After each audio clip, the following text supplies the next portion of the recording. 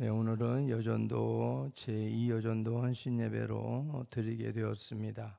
오늘 말씀은 예수님께서 마지막 유월절을 이틀 남겨놓으신 시점에서 오늘 말씀을 보면 베다니 문둥이 시몬의 집을 예수님께서 식사 초대를 받는 내용이 여기 나와 있습니다.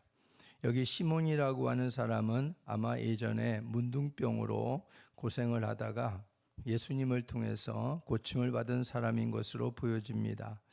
그가 감사함으로 예수님을 자기 집에 식사 초대를 했습니다.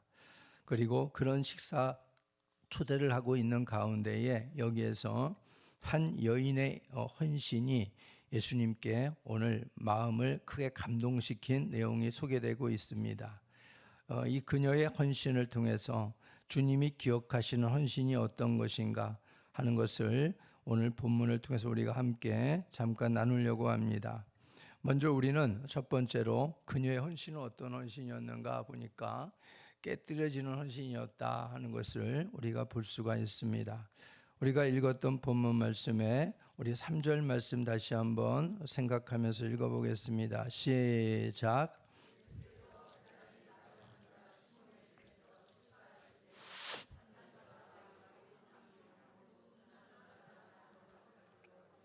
그 옥합을 깨뜨려 예수의 머리에 부으니 그랬습니다. 이 여인이 가지고 온 옥합을 깨뜨려서 주님 앞에 부어드렸다 이렇게 나와 있죠. 여기 예수님께 부어드린 옥합이라고 하는 것은 당시에 매우 값진 향유입니다. 매우 값진 향유라고 이렇게 말씀에 기록되고 있지요. 그냥 일반 그런 향유가 아니라 매우 값진 향유였고 그것을 깨뜨려서 예수님의 머리에 부어드렸다 이렇게 말씀해 주고 있습니다. 옥합 안에 들어있는 향유, 그 향유는 매우 값진 향유였다라는 겁니다. 오늘 제자들의 논쟁으로 보게 되어지면은 적어도 이 가격이 300데나리온의 이상의 가치가 있었다 이렇게 말해주고 있습니다.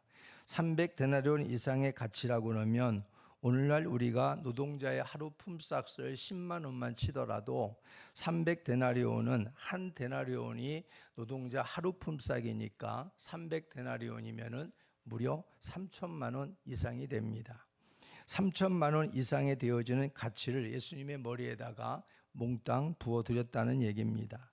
다른 말로 돈도 쉽게 우리가 마음에 와닿기 위해서 오늘날 자동차 한 대 값을 예수님께 부어드렸다 이런 말입니다. 옥합 안에 있는 향유는 그 자체로도 가치가 있었지만은 향유의 역할을 제대로 하기 위해서는 옥합을 깨뜨려야 부어질 수 있는 것이지요. 귀한 자동차를 여러분 소장하는 것만으로도 물론 가치가 있긴 하지만 그 자동차가 제 기능을 발휘할 수 있을 때 그 자동차는 더 가치가 있는 것처럼 오늘 향유는 옥합에서 깨뜨려져서 예수님께 부어졌을 때 바로 그 진가를 발휘하게 된 것입니다. 이것은 우리에게 무엇을 의미하는가? 우리들의 삶이 깨뜨려지는 옥합처럼 되어져야 바로 주님 앞에 큰 영광을 돌려드릴 수 있는 삶이 될 수 있다 하는 교훈을 던져주고 있다는 겁니다. 온전히 주의 십자가 아래에서 깨뜨려지는 섬김이 주님이 기뻐하십니다. 내가 온전히 깨뜨려지지 않으면 순전한 향유를 주님께 부어드릴 수 없다 하는 것을 우리가 오늘 본문을 통해서 한번 생각을 해볼 필요성이 있습니다. 내가 깨뜨려지고 주님 앞에 드려지고 있는가? 내가 깨뜨려지지 않고 주님 앞에 드려지고 있는가? 이걸 우리가 생각해 봐야 된다는 겁니다. 내가 깨뜨려지지 않고 주님께 드려지는 것은 주님이 크게 감흥이 없으십니다. 그러나 내가 깨뜨려져서 주님께 드려지면 주님이 크게 감동을 받으신다 하는 것을 여러분들이 오늘 본문을 통해서 한번 생각해 보시기를 바랍니다. 욥기 16장 12절 말씀을 한번 보겠습니다. 시작. 내가 평안하더니 그가 나를 꺾으시며 내 목을 잡아 나를 부서뜨리시며 나를 세워 관역을 삼으시고 그랬습니다. 여기 보면은 내 목을 잡아 나를 부서뜨리시며 나를 세워 관역으로 삼으셨다. 또 그가 나를 꺾으셨다. 이렇게 말하고 있어요. 욥이 처음에 하나님 앞에 동방의 갑부로 살아가면서 남볼 것이 없었습니다. 물질이면 물질, 가축이면 가축, 자녀이면 자녀, 모든 것들이 다 완벽했어요. 그런데 그렇게 평안했던 욥에게 하나님이 꺾으십니다. 그리고 하나님께서 부서뜨리십니다. 그리고 하나님께서 관역을 삼아서 쏘십니다. 그러니까 욥은 이 알 수 없는 고난을 당하면서 하나님 앞에서 하나님을 원망하기보다는 바로 하나님의 주권을 인정하는 욥의 모습을 우리는 볼 수 있습니다. 그렇게 온전했던 욥도 결국에는 이렇게 하나님이 부서뜨리니까 거기에서 더 나은 모습으로, 더 순전한 모습으로 순금같이 하나님 앞에 그의 믿음이 나타나는 것을 볼 수 있다는 겁니다. 그래서 욥이 깨뜨려지니까 더 온전한 순금이 될 수 있는 거예요. 우리도 마찬가지입니다. 하나님 앞에 우리 모두는, 저도 여러분도 다 부족해요. 하나님 앞에 보일 때는, 하나님의 저울에 달릴 때에는 언제나 저울이 이렇게 유지되지가 않고 뭔가 이렇게 균형이 잡히지 않는 모습으로 하나님 앞에 부족함이 보인다, 이런 말이에요. 그런 모습이 하나님 앞에 온전하게 되기 위해서는 우리는 날마다 깨트려져야 된다, 이런 말이죠. 깨져야 우리 자신이 제대로 보이고, 깨져야 나의 부족이 하나님 앞에 고백되어지고, 깨져야 하나님 앞에 십자가의 은혜가 얼마나 큰 것인가를 우리가 알게 된다, 이런 말입니다. 깨지지 않으면 평생 우리가 우리 자신이 제대로 어떤 사람인가를 알 수 없게 된다는 겁니다. 욥은 순금 같은 믿음으로 나오기 위해서 하나님께서 그를 더 부서뜨리고 더 꺾으셨다, 이렇게 말해주고 있는 거예요. 물건은 흠과 티가 없고 현상대로 잘 유지되어진 것이 우리는 가치가 있다, 이렇게 평가합니다. 어디 티가 있나, 흠이 있나, 흠집이 있나, 또 그 모습대로 그대로 변형되지 않고 있는가, 이런 것들이 그 물건의 가치와 가격이 더 크게 매겨지는 법이지요. 그런데 인생은 하나님 앞에서 얼마나 많이 깨졌는가, 얼마나 많이 부서졌는가, 이것이 하나님 앞에 진가가 드러나게 된다는 겁니다. 많이 부서지고 그야말로 도대체 성한데가 없는 모습으로 주님 앞에 우리가 서 있을 때 주님은 그 인생을 참 값지고 소중하고 귀한 인생으로 본다는 것입니다. 하나님 앞에서 깨지고 부서지지 않으면 우리는 주님 앞에서 참된 헌신을 드릴 수가 없습니다. 내가 살아있는 한 우리는 하나님이 받으시는 제물이 될 수 없습니다. 구약의 모든 제물들은 어떻게 했어요? 죽였습니다. 제물이 죽었어요. 제물이 죽으니까 하나님 앞에 속죄제물도 되고 번제도 되고 화목제물도 되고 감사제물도 되고 제물이 될 수 있는 거예요. 만약에 제물을 올렸는데 제물이 갑자기 뻘떡 일어나가지고 살아서 막 꿈틀거린다고 그러면 그 제물은 하나님 앞에 제물이 될 수가 없는 겁니다. 우리도 마찬가지예요. 하나님 앞에 우리가 참된 헌신을 드린다는 것은 내가 죽어야 된다는 거예요. 내가 죽어야 하나님 앞에 제물 되어지고 하나님이 온전히 영광을 받으시는 그러한 헌신이 될 수 있다 하는 겁니다. 그래서 우리는 날마다 사도 바울처럼 죽노라, 나는 날마다 죽노라, 나는 날마다 죽어지고 부서지고 깨진 다음에야 주님 앞에 헌신된 사람이 될 수 있다 하는 것을 오늘 본문을 통해서 깊이 또한 우리 마음속에 새기는 시간이 되기를 주의 이름으로 부탁을 드립니다. 이 여인의 헌신은 바로 그런 헌신이었다라고 말해주고 있는 거지요. 그리고 두 번째, 이 여인의 헌신을 보니까 이 여인의 헌신은 주님께서 보시기에 좋은 일을 한 것이다, 이렇게 말해주고 있어요. 좋은 일을 했다. 이 좋은 일을 했다는 얘기는 선한 일을 했다, 이런 말이에요. 선한 일을 했다. 사람과 세상의 기준에서의 좋은 일, 선한 일은 여러 가지가 있을 수 있어요. 어려운 이웃을 도와주는 것도 좋은 일이고 선한 일입니다. 이왕이면 더 많은 사람들에게 유익을 줄 수 있는 일들을 우리는 좋은 일이다, 선한 일이다, 이렇게 평가를 하잖아요.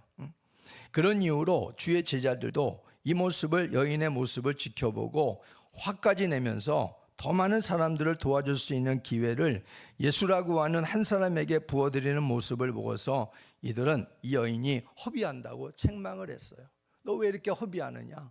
이 예수라고 하는 이 사람에게 부어들인 이 3천만 원 가까이 되어지는 이 가치 있는 이 향유를 오히려 팔아가지고 다른 가난한 사람에게 도와주면은 훨씬 더 좋았을 텐데 왜 너는 허비하느냐라고 이렇게 주변의 사람들이 여인을 책망했다는 겁니다. 계산에 빠른 가룟 유다는 그 가치가 무려 3천만 원 이상의 가치가 있다는 것을 간파하고 그녀를 책망하는 일에 가세했습니다. 그녀는 주님의 돈깨를 맡은 제자들 가운데 돈깨를 맡았던 사람 아닙니까? 그 계산이 너무 빠른 거예요, 가룟 유다는. 우리는 오늘 이 본문을 보면서 무엇을 생각해야 되는가? 헌신은 계산을 하는 게 아니다 이런 말이에요. 헌신은 우리가 헌신을 자꾸 계산을 하려고 그래요. 얼마나 많이 드리느냐, 얼마나 값으로 매겨지느냐, 이걸 우리는 헌신이라고 잘못 생각할 때가 있어요. 물론 헌신이 우리가 하나님 앞에 많이 드리는 것도 헌신이지요. 그렇지만은 우리가 하나님이 받으시는 진정한 헌신은 뭐예요? 우리가 값으로 매겨질 수 없는 게 헌신인 거예요, 사실은. 하나님이 볼 때 헌신을 냈는데 그 헌신이 도대체 값으로 매겨지지가 않는 거예요. 도저히 너무나 귀해서 소중해서. 그게 진짜 헌신 아니겠습니까? 오늘 여인이 하나님 앞에 부어드린 모습은 바로 그런 모습이 아니었는가 생각을 합니다. 비록 3천만 원 이상의 가치가 되어지는 향유를 주님께 몽땅 부어드리는 그야말로 값으로 따지면은 그 당시에 어마어마한 금액을 주님 앞에 드린 거나 마찬가지지만은 주님은 그것에 대해서 관심이 없다 이런 말이에요. 주님은 이 여인이 그렇게 주님 앞에 드릴 수밖에 없었던 그 모습을 주님이 그 마음을 주님은 보시는 거예요. 사람들은 이런저렇게 입방아 찌면서 오히려 왜 그렇게 했느냐 책망하고 트집 잡고 막 이렇게 하지만은 주님께서는 그럴 생각이 전혀 없는 거죠. 주님께서는 볼 때에 그런 것들을 주님께서는 기뻐하지 않으셨습니다. 오히려 주님께서는 그렇게 말하는 저들에게 오히려 만류하시는, 왜 이 여인을 괴롭게 하느냐, 주님은 오히려 그들을 책망하고 있지 않습니까? 문제는 주님의 반응이었다는 거지요. 값으로 헌신을 매기려 하는 이들, 너무나 계산적인 이들 앞에서 주님의 반응은 바로 어떤 반응이었습니까? 여인을 괴롭히지 말아라 이겁니다. 여인을 괴롭히지 말아라. 이 한마디면은 더 이상 이들이 화내고 뭐 어떻게 저떻게 입방아 찍고 하는 일들을 그들은 멈출 수밖에 없었던 것이죠. 6절 말씀 읽어보겠습니다. 시작. 예수께서 이르시되 가만두라. 그를 괴롭게 하느냐? 그가 내게 좋은 일을 하였느니라. 이거 한마디면 끝나는 거예요. 니들이 아무리 그렇게 말해도 이 여인은 나에게 내가 볼 때는 좋은 일을 했다, 선한 일을 했다. 그러니 이제 중단해라. 주님이 그렇게 말씀하고 있는 거예요. 그녀가 내게 좋은 일을 하였다. 이 평가는 주님의 평가입니다. 이것이 주님을 섬기고 헌신하는 사람들의 기준이 되어야 될 줄로 믿습니다. 주님이 좋은 일 했어. 바로 이것을 위해서 우리는 이 한마디 듣기 위해서 주님 앞에 여기에 초점을 맞춰서 헌신해야 되는 거죠. 주님이 좋은 일 했어, 너 선한 일 했어, 내가 너를 인정해. 이것 때문에 헌신하는 거라 이런 말이에요. 사람에게 인정받고 칭찬받고 좋은 소리 들으려고 발버둥을 치고 우리가 이리 뛰고 저리 뛰고 아무런 소용이 없어요. 나의 에너지만 낭비할 뿐입니다. 주님이 진정으로 인정하시는 것, 작은 우리가 몸부림이라도 그래 네가 그렇게 나를 위하니 너의 마음이 나에게 있으니 그것으로 나는 족하다. 그래 좋은 일 했어, 수고했어. 이 소리 한마디 듣는 게 우리에게 헌신하는 기준이 되어야 될 줄로 믿습니다. 여러분, 소와 사자의 우화의 얘기를 들려드릴까요? 소와 사자의 우화가 있습니다. 소와 사자가 어느 날 너무 좋아해가지고 사랑에 빠졌습니다. 그래가지고 소와 사자는 어느 날 약조를 하는 것이지요. 나는 당신에게 최선을 다할 거야. 당신을 너무 사랑해. 역시나 나도 당신을 사랑해. 내가 최선을 다할게. 그렇게 약조를 하고 드디어 웨딩 마치를 했습니다. 결혼하고 나서 소는 사자에게, 사자는 소에게 최선을 다합니다. 소는 매일 아침에 일어나면은 사자를 위해서 바로 가장 부드러운, 가장 싱싱한 그러한 풀을 뜯어다가 사자의 앞에다가 놓습니다. 그러면서 기쁨을 얼굴에 감추지 못하고 돌아갑니다. 사자 역시도 마찬가지입니다. 일찍 일어나가지고 아주 실한 맛있는 포동포동한 그러한 아주 부드러운 짐승을 잡아다가 소 앞에다가 놓고 그리고 몰래 빠져나옵니다. 그러기를 여러 번, 그러기를 바로 몇 달을 계속해서 지속해서 하는 것이지요. 근데 둘이 만날 때마다 그들의 모습은, 얼굴은 기쁘지 않았다, 이런 말이에요. 참고 있는 거지요. 참고 있는 겁니다. 그러다가 드디어 이제 안 되겠다 싶어서 먼저 소가 말문을 엽니다. 당신 나를 사랑한다면서요, 최선을 다한다면서요, 그런데 내가 뭘 좋아하는지도 아직도 모르고 있습니까? 내가 어떻게, 아무리 당신이 가장 좋은 부드러운 짐승을 갖다가 바쳐도 내가 그걸 좋아합니까? 나는 풀을 좋아하는데. 그러는 거예요. 그리고 또 사자가 말하는 거예요. 아니, 당신도 나를 사랑한다고 말하면서 나는 가장 야들야들하고 부드러운 짐승을 좋아하는데 당신은 그렇게 부드러운 그런 풀떼기만 나한테 놓고 갔으니 이게 어떻게 나에 대한 최선이냐? 이렇게 묻는 거예요. 소와 사자는 분명히 자신의 입장에서 최선을 다한 겁니다. 그렇죠? 최선을 다한 거예요. 그런데 자신의 입장에서 최선을 다한 거지 상대방의 입장에서 최선을 다한 건 아니다, 이런 말이에요. 우리 신앙생활은요, 내 입장에서 최선을 다하는 것은, 그것은 최선이 아니에요. 주님의 입장에서, 하나님의 입장에서 우리가 최선을 다하는 것이, 그게 진정한 헌신인 줄로 믿으시기 바랍니다. 오늘 이 여인을 괴롭게 하지 말라, 저가 내게 좋은 일을 하였다라고 주님께서 말씀하시는 것은 바로 이러한 의미에서 저들을 책망하고 꾸짖고 있는 것이라 말할 수 있습니다. 주님을 섬기고 헌신한 사람들의 기준, 아무리 모든 사람들이 인정하고 칭찬해 주어도 우리 주님의 인정과 칭찬이 더 중요한 헌신이 되어야 될 줄로 믿습니다. 내 입장에서 최선을 다했다, 주님의 입장에서 최선이 부족했다, 그러면 그것은 최고의 헌신이 될 수 없어요. 내 입장에서 최선을 다하지 못했어도 주님의 입장에서 내가 최선을 다했습니다, 그러면 그것이 주님께 더 기쁨이 되는 헌신이 될 수 있다는 것을 우리가 기억해야 됩니다. 그리고 이 여인의 헌신이 주님께 인정받은 것은요, 바로 주님이 계시는 동안 그 기회를 놓치지 않았다는 것이 중요합니다.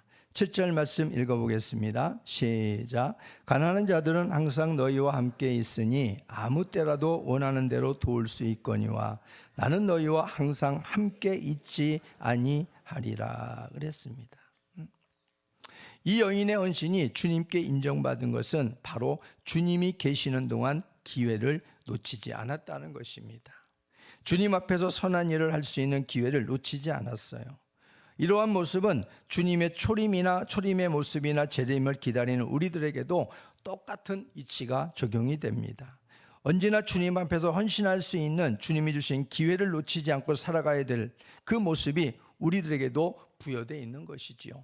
시간이 지나고 나면 소용이 없는 거예요. 놓치게 되어지는 거예요. 이 여인은 그 주님이 떠날 날이 얼마 남지 않았습니다. 근데 이 여인은 그것을 몰랐어요. 그런데도 이 여인이 하는 이 행동을 통해서 예수님은 바로 그렇게 기회를 놓치지 않는 헌신이라고 값지게도 보고 있는 겁니다. 에베소서 5장 16절 말씀을 볼까요? 시작. 세월을 아끼라 때가 악하니라. 세월을 아끼라 때가 악하니라. 여기서 세월을 아끼라는 의미는 무슨 의미예요? 모든 주어진 기회를 잡아라, 이런 뜻이에요. 모든 주어진 기회를 잡아라. 그러니까 이 여인은 그것을 아주 잘한 여인으로 예수님께 인정받고 있는 것이지요. 우리들의 헌신의 방향은 이렇게 오직 주님이 되어야만 됩니다. 헌신이 사람의 칭찬이나 평가로 기울어지면 그때부터 변질이 되고 주님의 인정을 받지 못하게 됩니다. 또한 이렇게 순수하게 헌신하는 여인의 모습을 보면서 주변 사람들의 시선이 결코 곱지 않았습니다. 우린 이런 사람들이 또한 되어서는 안 된다는 거예요. 누가 나보다 헌신을 잘한다? 그러면 우리는 그 지켜보면서 그러한 헌신에 대해서 같이 기뻐해주고 위로해주고 칭찬해주고 격려해 주어야지, 평가하는 사람들이 되어서는 안 된다, 이런 말입니다. 평가는 우리가 아니라 누가 하시는 거예요? 예수님이 하시는 거예요. 저나 여러분들이나 잘했어 못했어 이건 누가 하는 거예요? 예수님이 하는 거예요. 그 사람이 어떤 마음으로 헌신하는지 여러분이 그 사람 마음속에 들어가 봤습니까? 예수님만 알지 여러분이 그 마음을 아냐, 이런 말이에요. 그렇기 때문에 헌신이라고 하는 평가는 바로 주님께 맡기고 주님이 평가하시도록 해야 되는 것이고, 우리는 그 사람을 기뻐해주고 위로해주고 칭찬해주는 이러한 모습이 되어야 될 줄로 믿습니다. 자칫 잘못하면 여인처럼 열심히 헌신하는 사람들에게 주변의 잘못된 평가와 책망이 헌신을 힘들게 만들고 시험에 빠지게 할 수도 있다는 사실을 잊지 말아야 된다 하는 것입니다. 그리고 세 번째, 여인의 헌신은 어떤 헌신인가 보니까 힘을 다하여 하는 헌신이었다, 이렇게 말씀해 주고 있죠. 힘을 다하여 하는 헌신이었다. 우리 8절 말씀 읽어볼까요? 시작.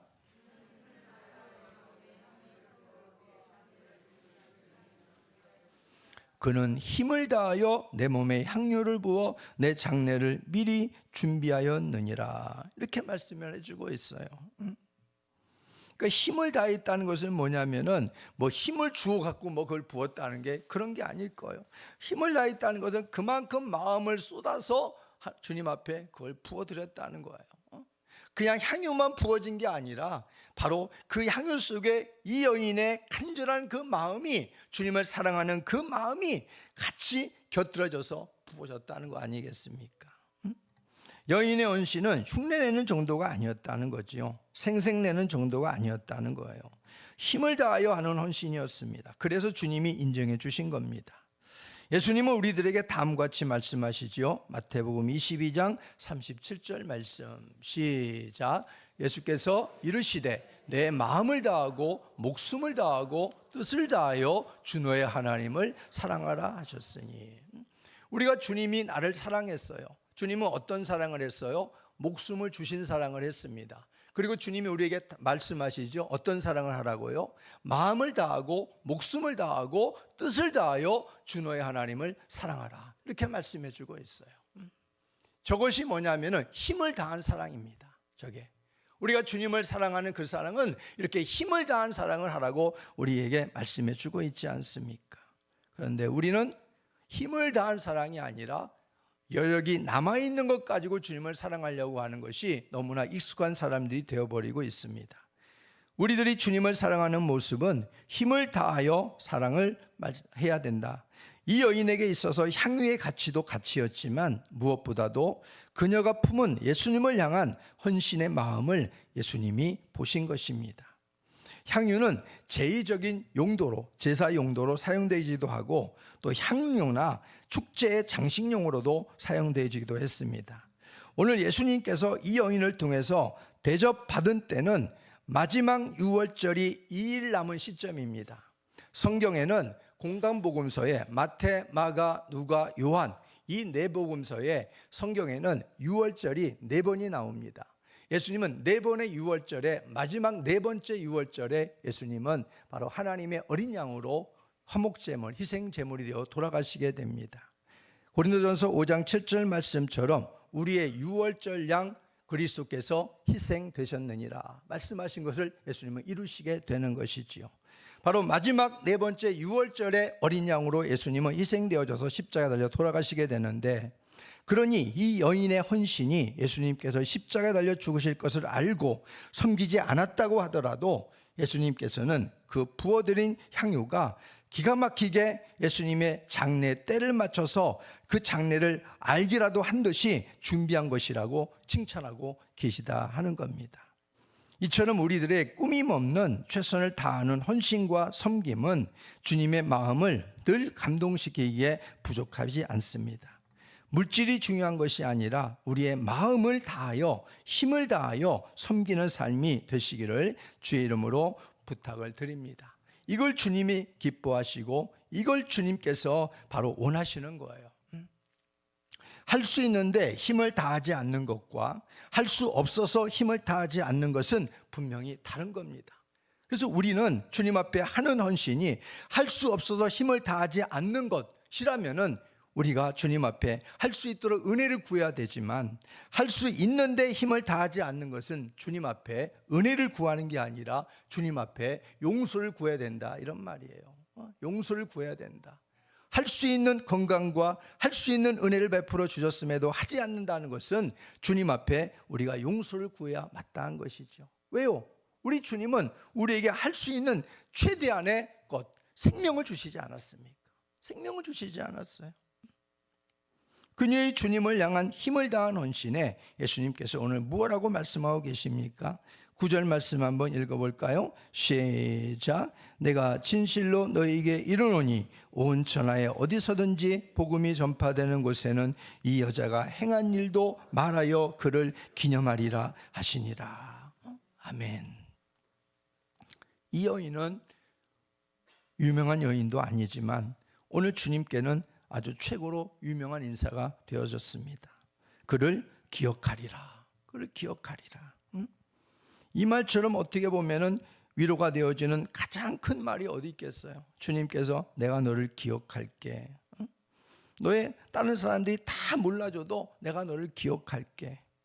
이 말은 다시 말하면 내가 너를 기념하리라 이 말이에요. 내가 너를 기념하리라. 특별히 뭐라고 말씀해주고 있어요? 온 천하에 어디서든지 복음이 전파되는 곳에는 바로 이 여인의 행한 일을 내가 새기겠다, 기념하겠다, 이렇게 말해주고 있단 말이에요. 얼마나 영광스러운 여인이 되었느냐 이런 말이에요. 이 여인이 이렇게 지금의 우리에게까지, 앞으로 우리의 후손들에게까지 이 여인이 행한 일들은 복음서를 통해서 분명히 더 전파되어지고 기억되게 하실 것입니다. 이 여인의 모습을 우리가 보게 되어지면 우리에게도 뭔가 도전이 되지 않느냐 하는 거지요. 별 볼 일 없어 보이는 한 여인의 헌신이 이토록 주님의 마음을 감동시킨 이유가 무엇이었을까? 이걸 우리로 하여금 한번 되새기게 하지 않느냐 이런 말이에요. 여인의 헌신은 물질의 가치를 뛰어넘어서 예수님의 가치를 더 높여드리는 헌신이었습니다. 이 여인의 헌신은 옥합을 깨뜨렸지만 실상은 주님이 보시기에는 자신을 깨뜨려 드린 헌신이었다, 이렇게 보셨다는 거예요. 이 여인의 헌신은 때묻지 않고 계산적이지 않은 헌신이었고, 너무 힘을 다하여 헌신한 결과 주님의 장례를 준비하는 헌신이 되어버렸습니다. 그렇기에 여인의 헌신은 누가 뭐라고 해도 예수님 보시기에 좋은 일로, 선한 일로 기억하시고 인정하시고 있는 것입니다. 오늘 이 밤, 오늘 이 여전도 헌신 예배를 드립니다. 이 헌신 예배를 통해서 이 여인의 헌신 같은 주님이 인정하시고 기억하시는 헌신이 되도록 살아가는 우리 이 여전도가 되기를 주의 이름으로 축복합니다. 그리고 우리 모든 아가페 교회 성도가 되기를 예수님의 이름으로 축복합니다.